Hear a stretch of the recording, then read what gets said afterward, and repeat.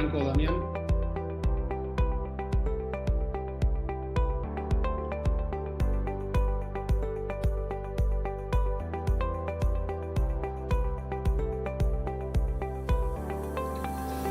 Bueno, bienvenidos a otro encuentro en Mundo Gremial, otra cobertura de esta cumbre virtual, de esta cumbre mundial de la OIT, que busca darle algunas explicaciones y creo que se generaron más preguntas sobre el impacto del COVID en el mundo del trabajo, en las relaciones del trabajo y todo lo que esto va a implicar de cara al futuro. Hoy fue la jornada de líderes.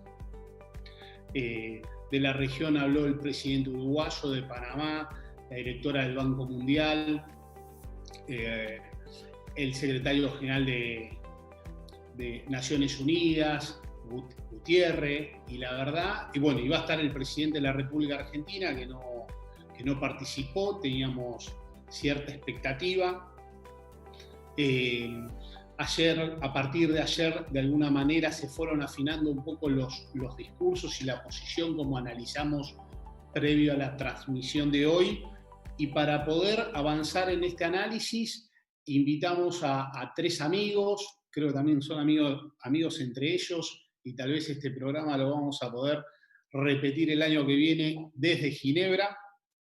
Invitamos a nuestro panelista permanente, oficial de Mundo Gremial, a Gerardo Juara. También lo invitamos a Marcelo Di Stefano de la FATUM, de los trabajadores no docentes de las universidades nacionales. Y lo invitamos a Pablo Flores, el secretario general de AEFIP Nacional. Con ello vamos a intentar hablar un poco de los discursos, pero también de los puntos que se tocaron en los ámbitos de trabajo que ellos representan, en el caso de Marcelo y en el caso de Pablo. Y un poco en vista de esto vamos a darle la bienvenida a Marcelo, que está por primera vez en este programa, y le vamos a preguntar qué impresión tiene de esta cumbre, qué le está dejando al día de hoy, que tiene momentos con ciertos altibajos, pero que algunas cuestiones por ahí, las que está marcando Ray Gaider, son interesantes, y algún exponente. Hola Marcelo, ¿cómo estás? Bienvenido. Hola, gracias Juan por la invitación y qué bueno compartir con dos amigos este espacio. La verdad que muy contento de acompañarte. Como vos decís, la conferencia por un lado es muy enriquecedora y por otro lado es un formato pesado, es un formato que aún para quienes estamos acostumbrados a estar horas escuchando discursos, así lo hacemos todos los años en la OIT, ¿verdad? Una sucesión de discursos en idiomas distintos, acostumbrando el oído, tratando de poner la perspectiva del lugar del cual se está hablando, que muchas veces es muy distinto culturalmente, geográficamente, con modelo productivo al nuestro, así todo es muy difícil adaptarse a este formato. Le vamos a contarle a la gente que estamos desde las 5 de la mañana en punto, escuchando discursos de presidentes, jefes de gobierno, dirigentes sindicales, dirigentes empresariales, que hacen referencia a todos, me parece unánimemente, a que estamos frente a una crisis histórica y que esa crisis histórica pega en el corazón productivo del mundo y que nada será en los próximos días como fue antes de esta pandemia. Y te diría también, Juan, que la reflexión de algunos, por ejemplo, el secretario general de la OCDE, para poner a alguien de referencia, empezó a plantear que no solo no estamos saliendo de la crisis de la pandemia, sino que se avisora antes de fin de año un segundo ciclo que todavía puede llevar la situación económica y la situación del empleo a una situación más crítica que la que estamos teniendo actualmente. El diagnóstico fue compartido, todos empresarios, trabajadores y gobiernos plantearon a lo largo de la cumbre un panorama desolador. Todos los gobiernos, ustedes saben que a mí me gusta decir que en la OIT no hay gobiernos de izquierda ni de derecha, hay gobiernos, porque se unifica el discurso de alguna manera. El planteo es lo bien que están haciendo las cosas los gobiernos, ¿no? Prácticamente todos blindados desde ese lugar.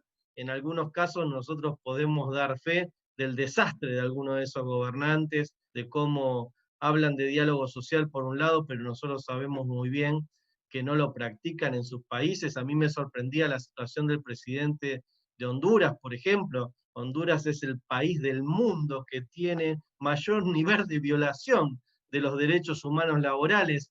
Es un narcogobierno el que se lleva adelante en Honduras, y el hombre planteaba como si fuera un modelo de diálogo social lo que estaba sucediendo en su país. Bienvenidos estos debates en la OIT, pero ojalá podamos arrancar un nuevo proceso de diálogo multilateral donde la OIT ocupe el lugar que tiene que ocupar, que no es un lugar de retroceso, sino es un lugar de avance, de poner sus consignas históricas al frente y de desarrollar una política pensando que el punto de partida no puede ser el punto de llegada anterior. La única forma que tenemos de superar las situaciones que estamos viviendo actualmente tienen que ver con un cambio del modelo económico mundial, un cambio del modelo de relacionamiento de los países y volver a la agenda de los objetivos de desarrollo sustentable con mayor compromiso político y protagonismo de los actores sociales. Gracias, Marcelo. Gerardo, en esa línea de estos cambios, Ray Geiger está hablando de las tres transiciones: la tecnológica, la medioambiental y la demográfica. Vos lo venimos charlando, ¿qué sensación, digamos, cuáles son esos límites o qué está buscando Ray Geiger impulsando este discurso que fue en el día de ayer en una especie de síntesis y creo que de punto de inicio de una nueva conversación?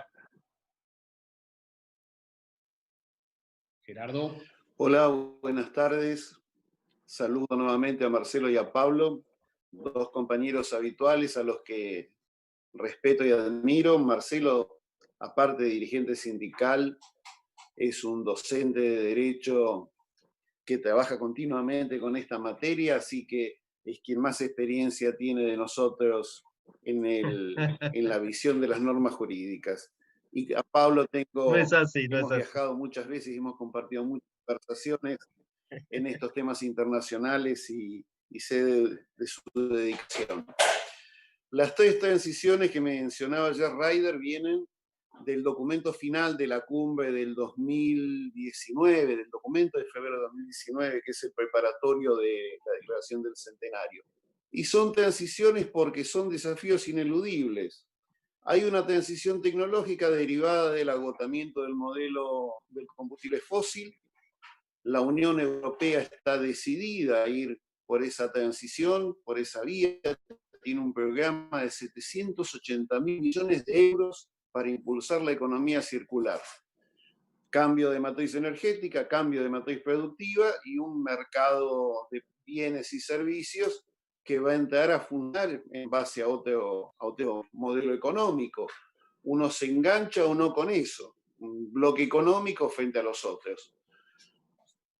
De transición climática. Obviamente el Acuerdo de París y sus antecedentes y los acuerdos posteriores y la obligación de disminuir emisiones de carbono plantean un escenario bastante conflictivo y bastante limitado para la utilización de recursos. También es ineludible, no es una decisión aceptarlo o no. Y la tercera, demográfica. Para los países subdesarrollados está implicando qué hacemos con los jóvenes, pero para los países centrales está implicando qué hacemos con los viejos. Y en cualquiera de las dos puntas de la edad lo que señala, y es ineludible también, hay una crisis de los sistemas de seguridad social, crisis del sistema de pensiones, crisis del sistema jubilatorio, a la que los modelos tradicionales no están dando respuesta. Y como señalaba Marcelo, y como señaló el presidente también, y como señalan algunas voces políticas en la Argentina, hay que revisar el modelo económico. El presidente dijo ayer que dentro del capitalismo se podía encontrar una solución, pero no era este capitalismo el que le iba a dar, y había que discutirlo. Y no es muy distinto a lo que dijo la OIT el año pasado en su declaración del centenario. Hay que repensar la economía pensando en las personas.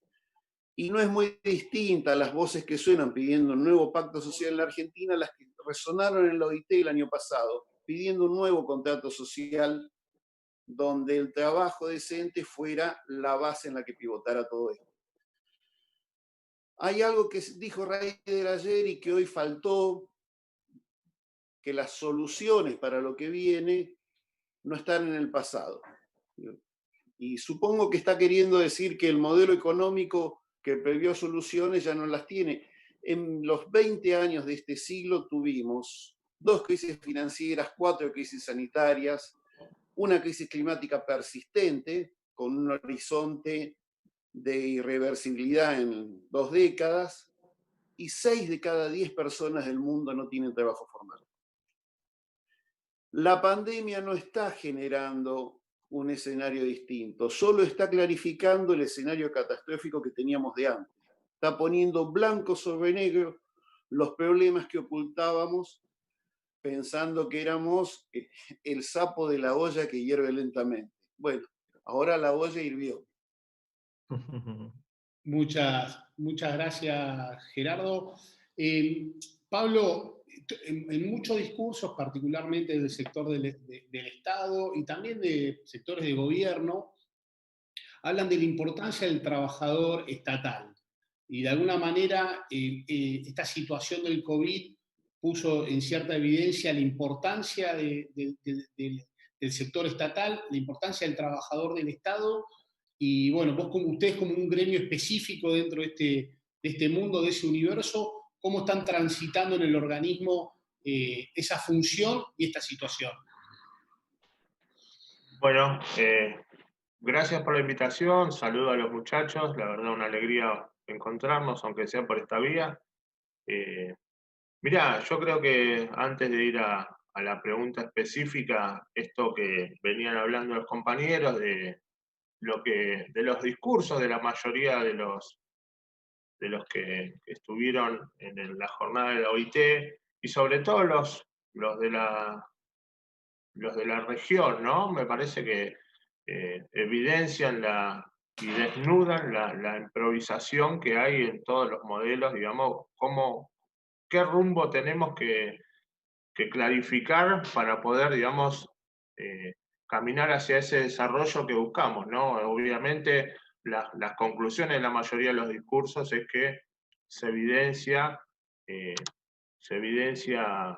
la desigualdad, que la pandemia, este hecho tan trágico que ocurre mundialmente, ha agravado las desigualdades, va a dejar severas consecuencias en todas las sociedades, pero evidencia también, digamos, la falta de planificación y esto que preguntás vos sobre el rol de los estados que se han revalorizado, porque en este mundo son los que pudieron dar una clara respuesta si bien tomaron decisiones diferentes, como mencionaba el compañero Estefano, Marcelo decía, bueno, vemos los discursos de los gobiernos, pero todos tomaron medidas distintas. Y una clara situación de qué pasó en la pandemia es que se respondió aisladamente a la pandemia. No hubo estrategias ni regionales, no hubo estrategias mundiales. La verdad es que hubo, por el desconocimiento de lo que nos estaba pasando, la verdad es que se volvieron, digamos, todos a su situación nacional y desde ahí empezaron a resolver. Esto marca, digamos, la falta de planificación, la falta de estrategia y claramente, digamos, que los esfuerzos que hacen los organismos internacionales, uno tan importante como la OIT, digamos, si bien hace esos esfuerzos por llevar, digamos, directivas que marquen normas internacionales, bueno, falta esta forma de construir regionalmente y globalmente la realidad cuando ocurre un hecho tan trágico, ¿no? Sin embargo, los que pudieron resolver, o las cosas que se pudieron resolver, fueron desde los estados. Los estados, digamos, y acá obviamente, digamos, los que han respondido son sus trabajadores, generalmente disponiendo toda su fuerza laboral al servicio de lo que es, digamos, el estado de la nación en el cual se encuentra la nación, en emergencias de todo tipo, obviamente la sanitaria, la económica, pero hay emergencias administrativas, hay emergencias alimentarias. Bueno, yo creo que acá, digamos, falta, digamos, nos deja más que empezar a encontrar certezas, nos abrió un montón de incertidumbres y bueno, y acá creo que abre un montón de preguntas donde incluso cuál es el rol que debe tener de acá en más el Estado en un montón de actividades estratégicas que hacen a la nación. Esto que contaba Gerardo, bueno, ¿va a cambiar el modelo energético? ¿Va a cambiar el modelo productivo? Seguramente que van a cambiar todas estas cuestiones y el Estado no puede estar al margen de esto, ¿no? Yo creo que en los modelos, digamos, de la comunicación en el mundo, nosotros vamos, ¿qué tecnología se va a usar? ¿Se va a usar el 5G? ¿Se va a usar, digamos, cuáles de esas tecnologías va a empezar a adoptar cada país? Bueno, con esto hay serias discusiones, ¿no? Entre China y Estados Unidos, por ejemplo, y no es solamente por la telefonía celular, sino que es por el manejo de la información. Hoy nosotros conocemos que Mercado Libre vale, no sé, creo que 10 veces lo que vale YPF. ¿Y por qué es esta situación? ¿Por qué una empresa como esta vale por la información que manejan? Creo que se abren nuevos paradigmas en cuanto a la tecnología, se abren nuevas formas de resolver las realidades y en esto, digamos, bueno, obviamente que los trabajadores tenemos que estar más que nunca involucrados en el desarrollo de lo que nos va a tocar vivir, ¿no? Nosotros, a ver, particularmente desde el Estado, yo estoy en un organismo estratégico como la AFIP, donde el gobierno ha implementado una serie de programas que son los que han el programa ATP de la producción del trabajo, el IFE, digamos, con lo cual han podido, digamos, sostener parte del drama de los argentinos. Bueno, la verdad es que nosotros como trabajadores, y lo doy como ejemplo, ¿no? Hemos podido desarrollar programas que no se han aplicado en forma estándar, sino que se han desarrollado en tiempo récord para poder resolver problemas de esta naturaleza. Y creo que nosotros, digamos, en esto tenemos que empezar a ser los que desarrollamos tecnología, no solo adquirirla, sino para poder resolver los problemas que vienen de acá en adelante, ¿no? Pero los interrogantes son muchísimos. Gracias, Pablo. En ese sentido, Marcelo, ustedes son trabajadores también de alguna manera del Estado, pero y vos en tu rol en el sector internacional dentro de tu organización sindical y también en el universo donde trabajás, ¿están observando esta misma situación en otros países? ¿Qué es lo que están diciendo los compañeros de las distintas organizaciones sindicales y de las internacionales donde participan? Mira, estamos totalmente en sintonía con lo que planteaba Pablo y el tema fiscal es un tema central en la nueva organización del mundo, si es que esa nueva organización existe. O sea, la democratización de la fiscalidad, el cambio en el sistema de redistribución de la riqueza, el cambio de la carga impositiva en donde tiene que estar, la incorporación de impuestos, por ejemplo, a las transnacionales, que permitirían sostener gran parte del desarrollo del mundo, está en la centralidad. La segunda cuestión tiene que ver desde el Internacional de Servicios Públicos, un espacio que compartimos con todos los compañeros acá en la mesa, tiene que ver con los servicios públicos de calidad, o sea, el camino hacia la igualdad tiene que ver con el acceso a los servicios del agua, la electricidad, la educación, la salud, la seguridad, la justicia, por parte de todos y todas. Entonces, efectivamente, eso también tiene que estar en la centralidad del debate. Les quiero recordar que la semana pasada, cuando estábamos asistiendo a la reunión regional, el empleador de Colombia, desesperado, decía, no puede ser que estén pensando que los servicios públicos solo los puede dar el Estado, los servicios públicos también los pueden dar los privados, ¿no? Y también el mensaje de hace un ratito de la calle Pou, no sé si prestaron atención al final del mensaje, que era un final que de la pandemia no suceda, con ese estilo que tiene tan rígido, ¿no? Que de la pandemia no suceda que los países se cierren. Necesitamos países abiertos, economías abiertas y la libertad del mercado. O sea, nosotros desde el sindicalismo internacional y desde la Confederación General del Trabajo especialmente, vos sabés muy bien, Juan y los compañeros, que la Secretaría de Relaciones Internacionales de la CGT a cargo de Gerardo Martínez ocupa un rol principalísimo en la política internacional de la OIT y en cada uno de los espacios en los cuales podemos llevar la voz sindical, efectivamente vienen planteando la necesidad de cambiar el modelo económico mundial, y desde el planteo de la OIT que nosotros compartimos, lo dijo Gerardo hace un rato, la centralidad en las personas, el nuevo contrato social, pero también, si nosotros tomamos en cuenta los debates del año pasado sobre el futuro del trabajo, yo les quiero recordar a la gente que nos escucha, porque ustedes lo saben muy bien, que la conclusión de los expertos sobre el futuro del trabajo arrancó, hay una hoja del análisis de los especialistas que hace una especie de diagnóstico de cuál es la situación a nivel mundial del trabajo. Y era todo negativo, ¿verdad? O sea, mayor desocupación, menos posibilidad de generar empleo, desigualdad como nunca en el mundo, inequidad entre hombres y mujeres, inaccesibilidad de la conectividad, falta de mecanismos de conectividad también. Ese es el lugar del cual partíamos. Entonces, si nosotros no somos capaces de generar como sindicalismo sociopolítico, o sea, como sindicalismo que influye no solo desde lo gremial, sino también en la vida política, a través de los partidos políticos, a través de la expresión pública, de la interacción con la sociedad civil, llevar adelante los cambios que hace falta, esto no va a tener un resultado positivo. Y lo digo poniendo de ejemplo, y termino con esto, Juan, con Brasil.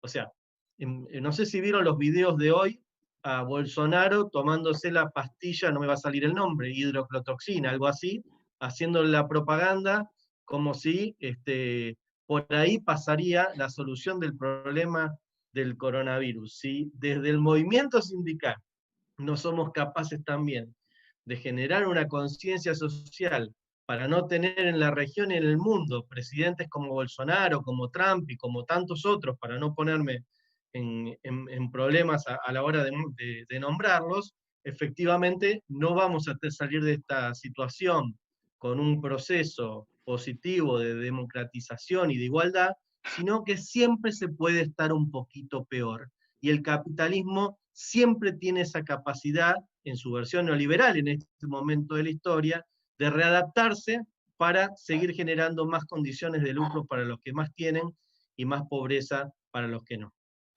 Gracias, Marcelo. Gerardo, hablaba Ray Geiger de la Agenda 2030 de Naciones Unidas hablaba de lo pertinente que es todo lo que se viene diciendo en esta cumbre virtual de la OIT. ¿A qué se refiere con la Agenda 2030 de Naciones Unidas? Tiré un temazo, ¿no? Sí, es un temazo, pero voy a tratar de dar una respuesta corta. Es una agenda, un acuerdo alcanzado en el 2015 en reemplazo de los Objetivos de Desarrollo Sustentable, que establece 17 objetivos, entre los que está el trabajo decente, la agenda climática, hambre cero, etc. Ryder lo señalaba diciendo, en el 2015 pudimos obtener estos acuerdos de la comunidad global, y al primer soplo del lobo, huimos todos de la casa del primer chanchito y, como señaló Pablo, los organismos multilaterales y la comunidad global no supo cómo dar respuesta global a un problema global. Una de las herencias del COVID, de la pandemia, es que los organismos multilaterales y los liderazgos globales no estuvieron a la altura del desafío para el que se estuvieron preparando durante todas estas 2 décadas del siglo. Esto no significa que la globalización se cae, pero sí que necesita un replanteo en muchas de sus estructuras, y creo que Ryder lo mencionó primero como reproche y segundo como suelen hacer los arqueros antes de empezar el partido, van y marcan con el talón un huequito para saber cuándo retroceden, tener una una idea de dónde está el arco. Bueno, el arco está ahí, no podemos menos que cumplir con esos objetivos y a partir de ahí construyamos hacia adelante. Me pareció que fue ese el llamado en una situación donde, como señalaba Pablo, vuelvo a repetir, la OMS ha fracasado, las Naciones Unidas estuvo en silencio, y los otros organismos que salvaron decentemente la ropa han sido la CEPAL y el BID en algunos trabajos con la OIT. La OIT ha venido a ser como el número 4, que corre a cabecear tratando de conseguir el empate, pero es cierto que hay que repensar también los organismos globales y la función del trabajo. Señalaba Marcelo, el escenario era malo antes. El COVID pone luz sobre ese mapa de desafíos que tenemos que superar. Algunos son objetivos, son datos reales, datos numéricos. Otros son de concepto. ¿Qué función le vamos a asignar al trabajo en el futuro? Antes del COVID podíamos decir que el trabajo había dejado de ser una garantía de inclusión social. Tener trabajo en el mundo no te sacaba de pobre y no garantizaba el progreso. ¿Qué función le vamos a asignar entonces a la posibilidad de trabajo? No olvidemos que el OIT tiene en agenda, como tema urgente, la posibilidad de un convenio internacional sobre aprendizaje, que ya lo había señalado el documento que señaló Marcelo, y está en la declaración del centenario, la necesidad de formación continua de los trabajadores para no quedarse fuera de la evolución tecnológica. Y también lo señaló Pablo, en el desafío de construir nosotros mismos la inteligencia que necesitamos para la producción. Y ahí se vincula nuevamente con esta invitación de la OIT, que quedó postergada para el año que viene, de construir un instrumento internacional que garantice un derecho de aprendizaje de los trabajadores. Muchas gracias, Gerardo. En ese sentido del aprendizaje y la capacitación, le quería preguntar a Pablo cómo es este proceso de la incorporación de tecnología y cuáles son los desafíos que tiene, como vos venís marcando, un organismo como es la FIP y en general los trabajadores que representás, y cómo es esa formación a lo largo del país con las asimetrías que tiene esta región, Pablo. Porque me imagino que no debe ser lo mismo ahí frente a la Plaza de Mayo que los compañeros que por ahí están en Santa Cruz o en Jujuy, ¿no? No, seguro. Mirá, en cuanto yo te pongo un ejemplo, nosotros como trabajadores del organismo hemos desarrollado un programa de recursos humanos, se llama Sistema SARA, que el gobierno anterior vino, lo entregó a consultoras y se instaló en demás organismos del Estado. Sin embargo, la capitalización económica y, digamos, estratégica de ese desarrollo hecho por trabajadores, por el esfuerzo de trabajadores y por el esfuerzo del Estado, quedó en manos privadas. A ver, ¿qué quiero decir con esto? Y acá está en juego la discusión de quién es el dueño de la tecnología y qué garantiza, digamos, que el desarrollo de esa tecnología.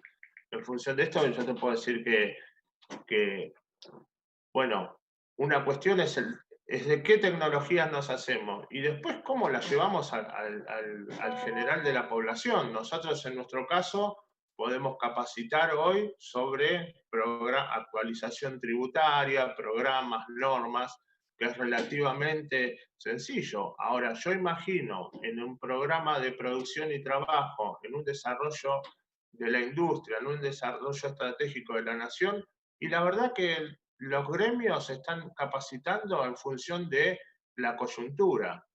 Te diría que ni siquiera se están desarrollando en función táctica, porque si hicieran pasos tácticos es porque tendrían una estrategia. Y la verdad, nosotros no, por lo que vemos, no hay un desarrollo estratégico de cuál va a ser, digamos, el rumbo que podemos tener en general como país, como nación, digamos. No está explicitado, digo, y esto lo marca, digamos, este ejemplo que lo puse con por qué vale 10 veces más una empresa como Mercado Libre que una como YPF, ¿no? Bueno, yo acá, digamos, si bien la capacitación, digamos, y los desarrollos profesionales son importantísimos, me parece que estamos en un punto donde, como tal cual nos dejó la pandemia, bueno, y decía Gerardo, bueno, más del arco no vamos a retroceder, pero estamos parados en el arco y viendo cómo armamos una estrategia para hacer un gol.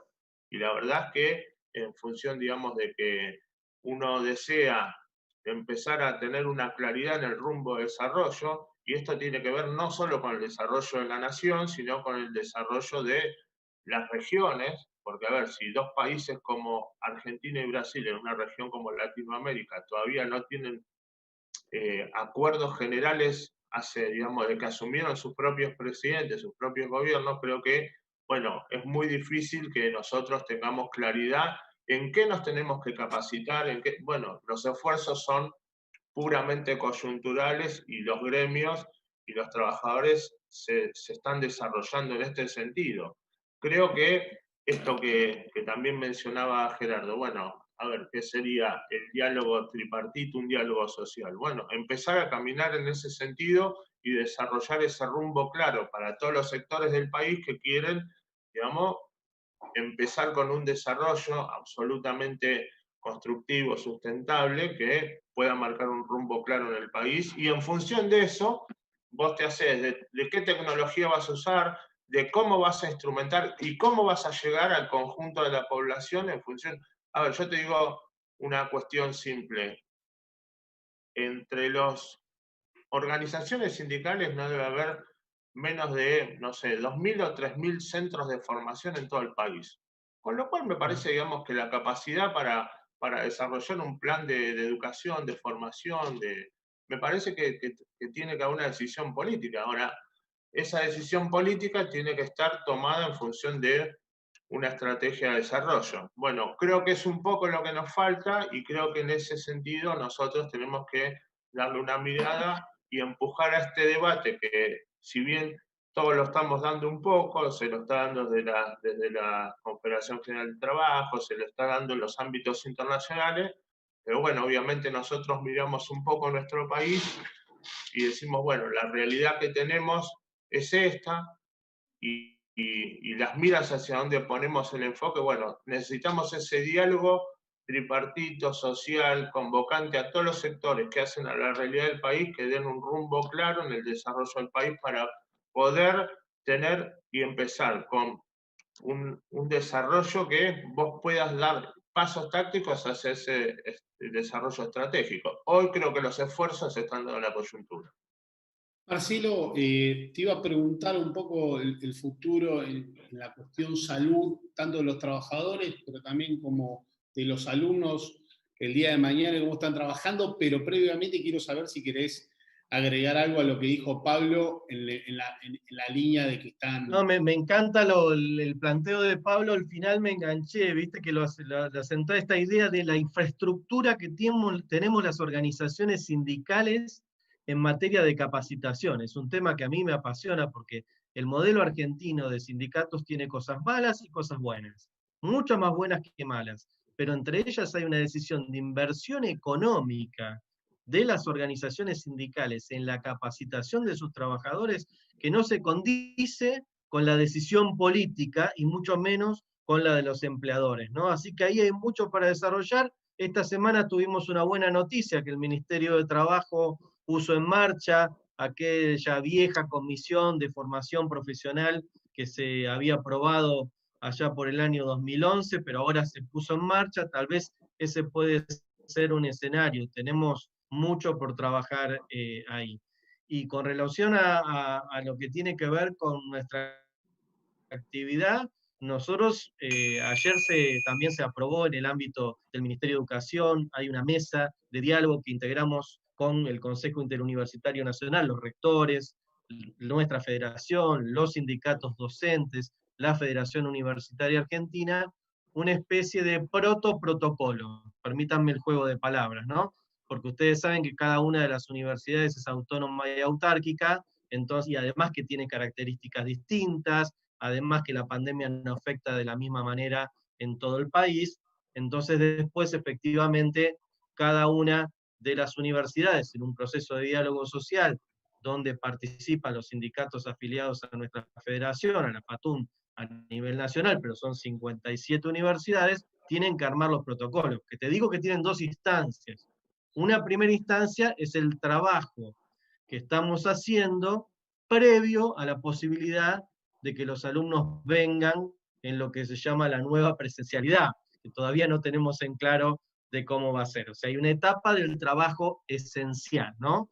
Donde, bueno, estos son los protocolos clásicos que ustedes conocen de garantizar la sanitización de los lugares y que las personas que ingresen se les mide la temperatura, la distancia, priorizar el trabajo remoto, no hacer reuniones, no atender alumnos, no hacer atención al público. Eso está claro. Pero sí estamos empezando a trabajar, y en mi caso yo soy de la Universidad de Buenos Aires, hay un trabajo muy importante en la materia, para ponernos a pensar cómo vamos a atender el segundo cuatrimestre y el primer cuatrimestre del año que viene, porque una de las consecuencias también del fracaso de las medidas económicas a lo largo del tiempo ha sido la desinversión en infraestructura universitaria, ¿verdad? En muchos casos. Y nosotros damos clases en aulas para 100 alumnos, ¿sí? Y en edificios en muchos casos que son la década del 40, la década del 50.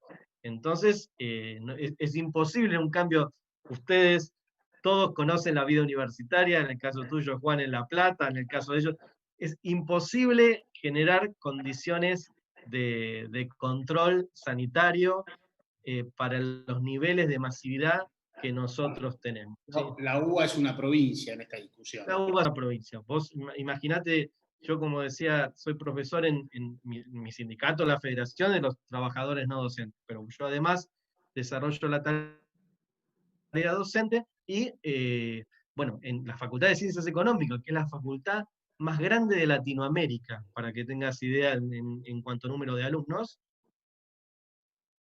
yo tengo 80 alumnos por clases, y en el CBC, en las comisiones de mi cátedra, tenemos no menos de 80, 100 alumnos. Entonces va a ser muy difícil generar las condiciones para garantizar la salud. Hoy tenemos a las 6 de la tarde un conversatorio, que es una palabra que yo siempre la uso, la aprendí en la región andina, una palabra muy linda, con Jimmy Persic, que es el secretario de Política Universitaria, Walter Merkis, el secretario general de nuestra federación, de la FATUM, y Jorge Anro, el secretario general de APUBA, y van a participar también dirigentes de Nicaragua, México, donde vamos a hablar un poquito de esto también. Te paso un chivo en tu programa, que es en la página de Contuga Confederación, en la cual vamos a charlar un poquito de eso. Pero toda Latinoamérica está en la misma situación, Juan, con muchas dudas acerca de cómo van a generarse las condiciones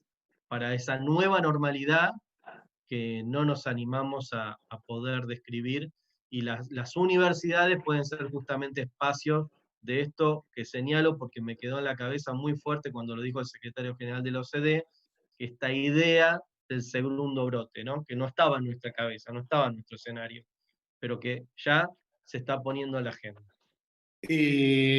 La verdad hay muchos comentarios, muchos saludos de amigos. Le mandamos un saludo a Pablo Bogado, a Cecilia Guzmán, a Claudio López, a Enrique Lorenzo y un montón de amigos que siempre nos siguen y apoyan todas las actividades del mundo gremial, así que les agradecemos.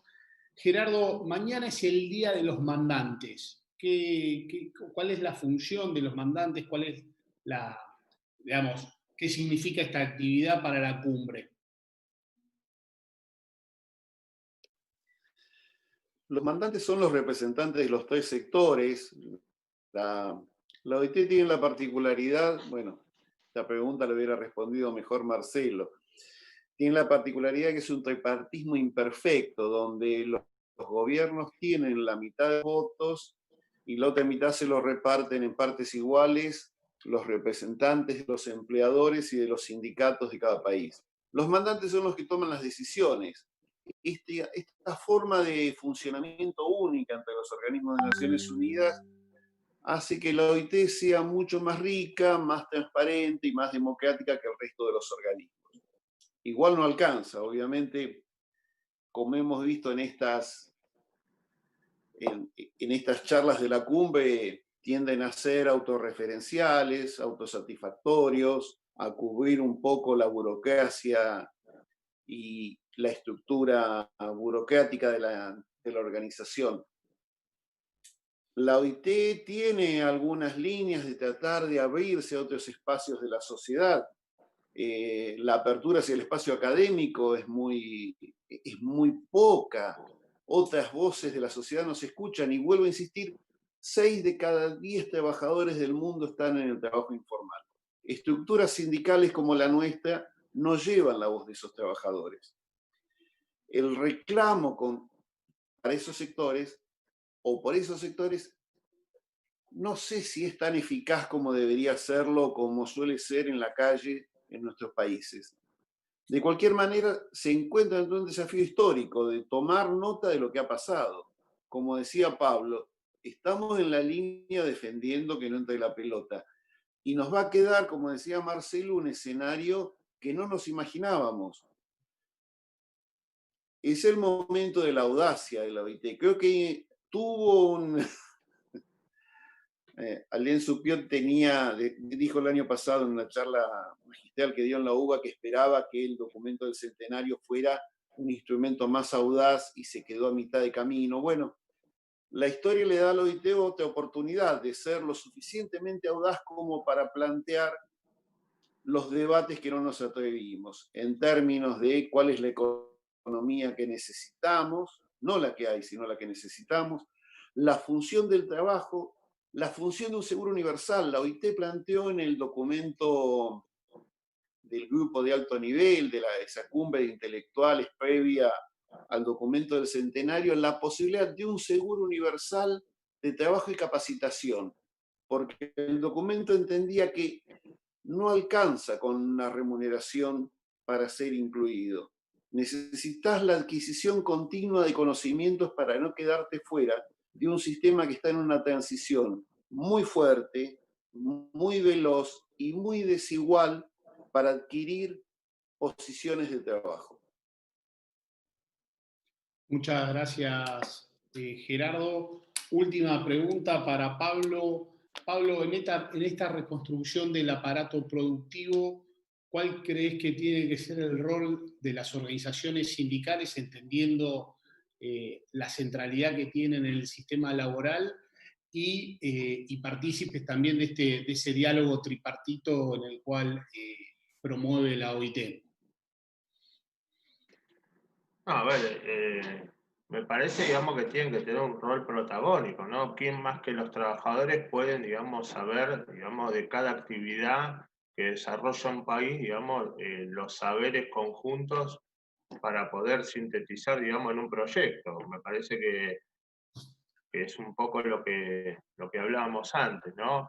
Los objetivos políticos de una nación, decía el general Perón, son objetivos, nacen directamente del sentir del pueblo, y creo que los gobernantes en general deben interpretar esto. Nosotros, como parte organizada del pueblo, creo que tenemos que poner eso a disposición de un proyecto común. Pero bueno, están, digamos, todas las condiciones o las situaciones dadas para partir, digamos, en un momento donde la necesidad me parece que va a dejar situaciones en varios puntos, situaciones extremas, ¿no?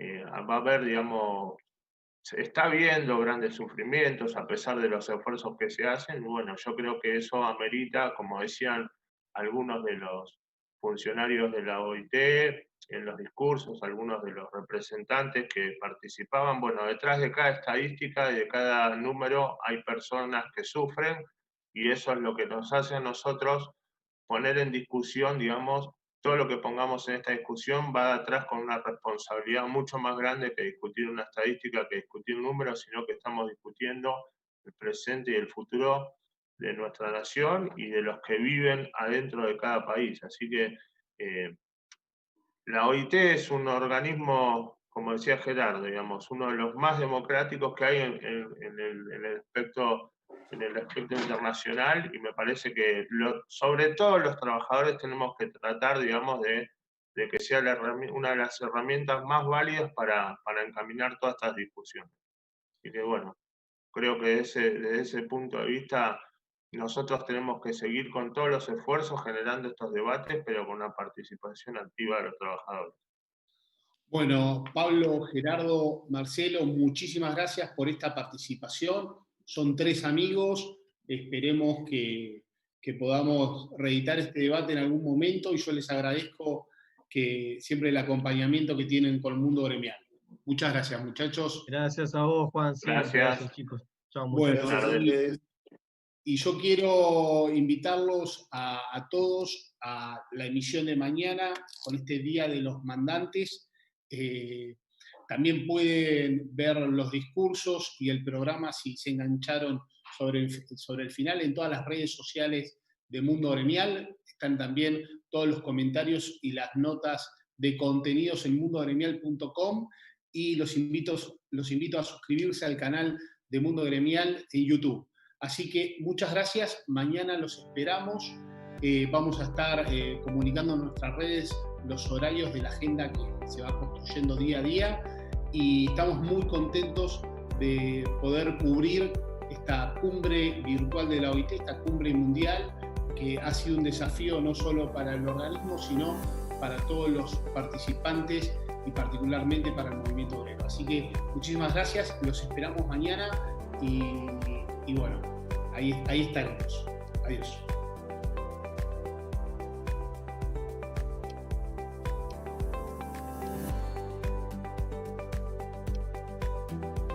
Bueno, muchachos,